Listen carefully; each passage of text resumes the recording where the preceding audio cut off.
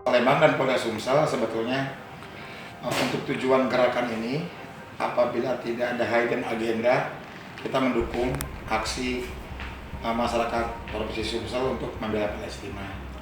Cuma karena aksi ini dilaksanakan pada saat yang sedang pandemi COVID-19, kami dari Polrestabes sebagai bagian dari Satuan Tugas COVID-19 tentunya harus memastikan bahwa semua aksi yang dilakukan di Kota Palembang ini memenuhi unsur protokol kesehatan.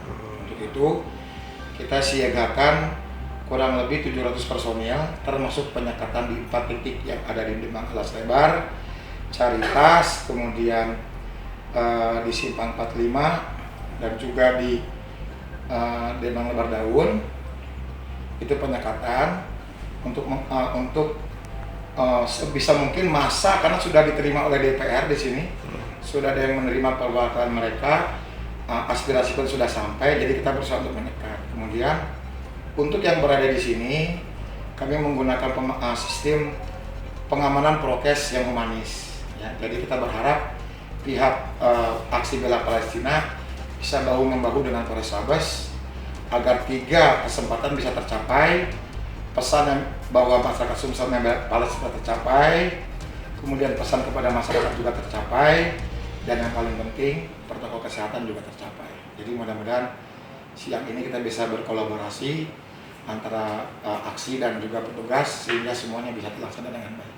Personel yang ditujukan 700 orang, 300 diantaranya di penyekatan, kemudian 400 kita sebarkan di beberapa pihak. Tidak semuanya bersifat pengamanan.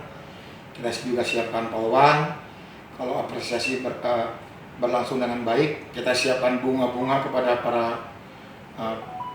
pelaku aksi apabila memang mereka melaksanakan prokes.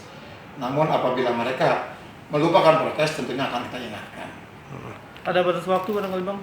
Batas waktu, tadi kami sudah negosiasi dengan mereka. Kita tidak membuka aksi mereka untuk berorasi sebetulnya, tapi mereka meminta waktu 15 menit. Mungkin akan kita sampaikan supaya pesannya sampai.